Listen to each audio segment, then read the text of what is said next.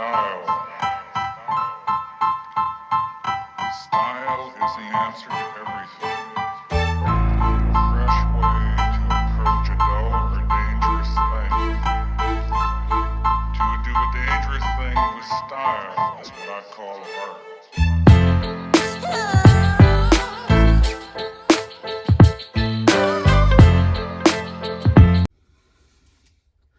Hey everyone, and thanks for tuning into the AFV factory.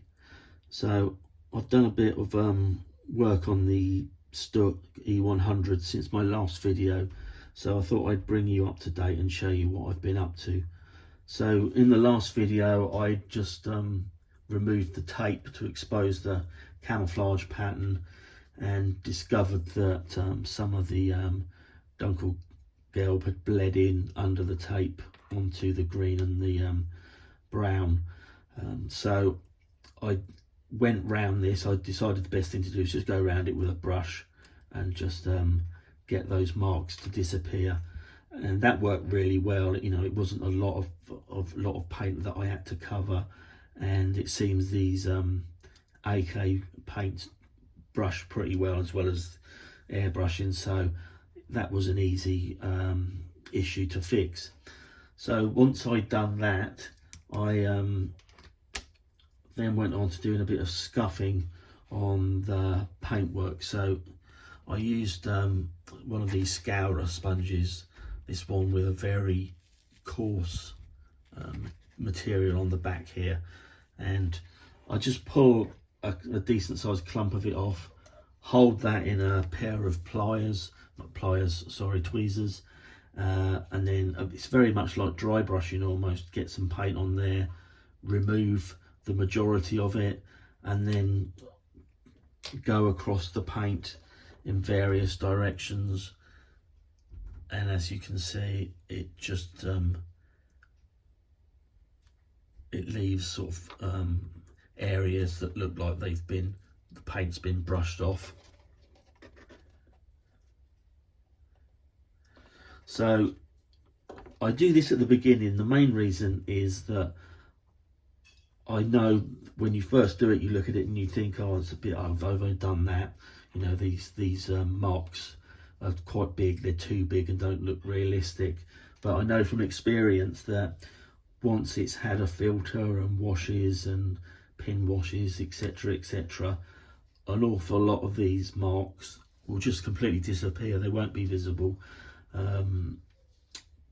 And I will then at the end go round and just pick out a few and sort of reintroduce them. And it's all about building up layers.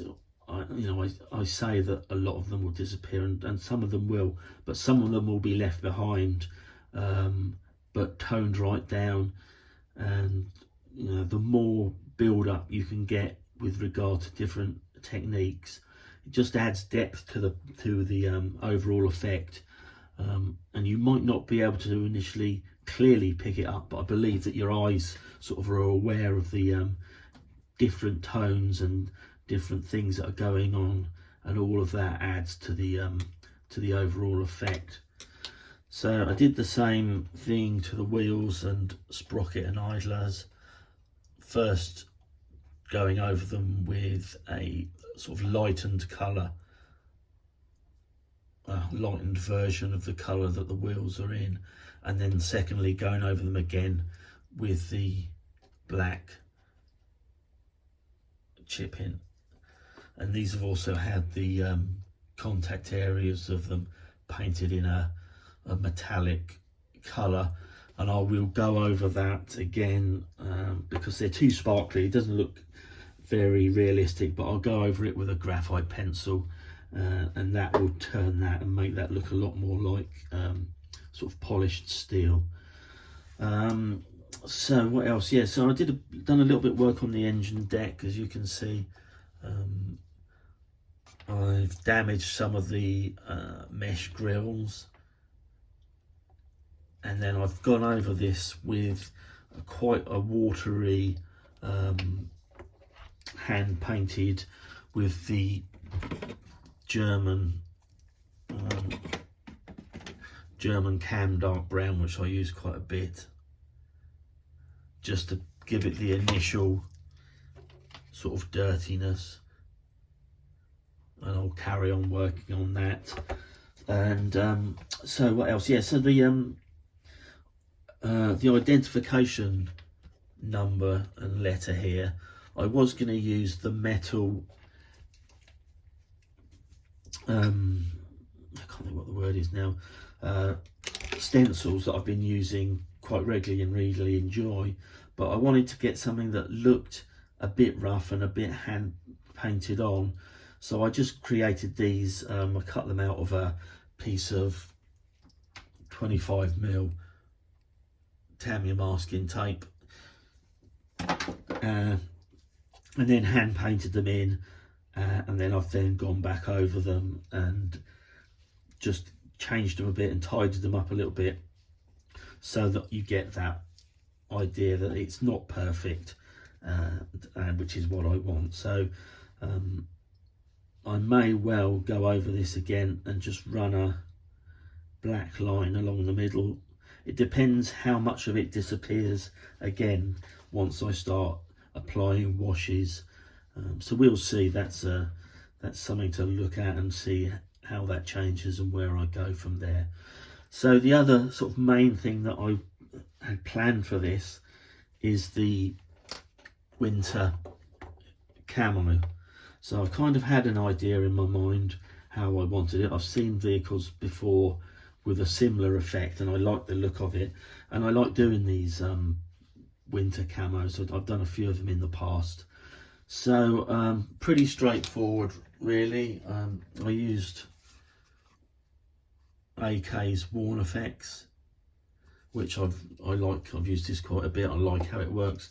And then Vallejo white. I do use other paints. I don't just use Vallejo paints, but that was just to hand.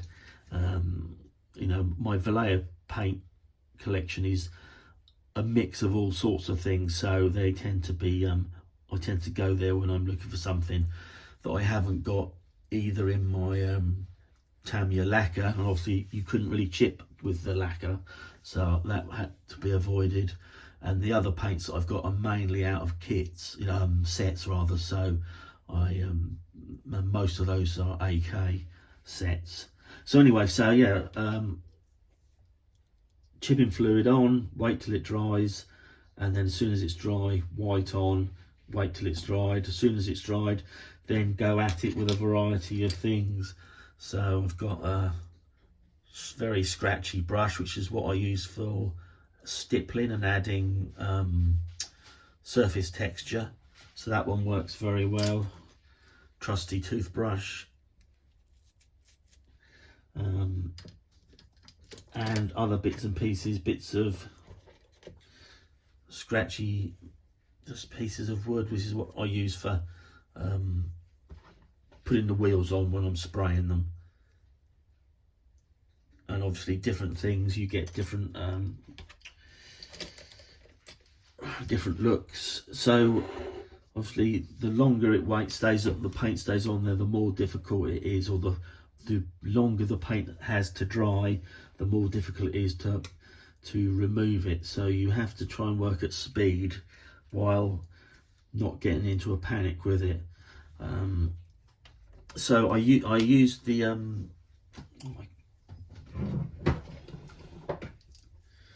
AK camouflage putty for this. It's pretty good stuff. I'm quite impressed with that. I always used to use white tack, and white tack definitely works. I've done a lot of camo patterns with white tack, but there is something to be said for this elastic putty. It does work pretty well. So I thought a wavy pattern would be, look pretty good against the hard angled camouflage pattern. And yeah, I'm pleased with how that has come out. I only wanted to do the top of the vehicle and leave the rest of it.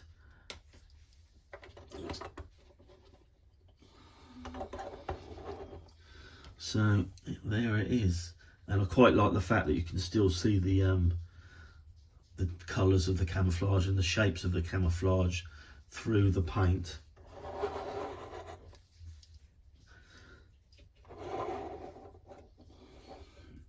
So that's pretty much done with regard to painting. I will now be, I think the next stage will be to give it a clear coat, and I'll probably use some semi-gloss satin, which is what I've got there.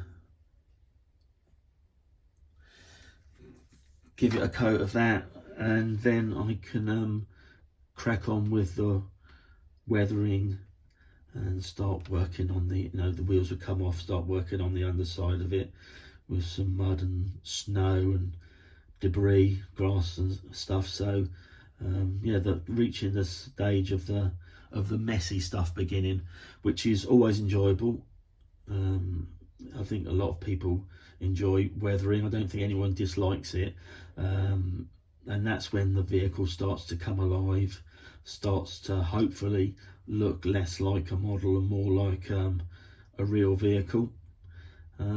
Yeah, so we'll leave it for there. I've not done anything new to the track since I last spoke, so they still are there, needing work.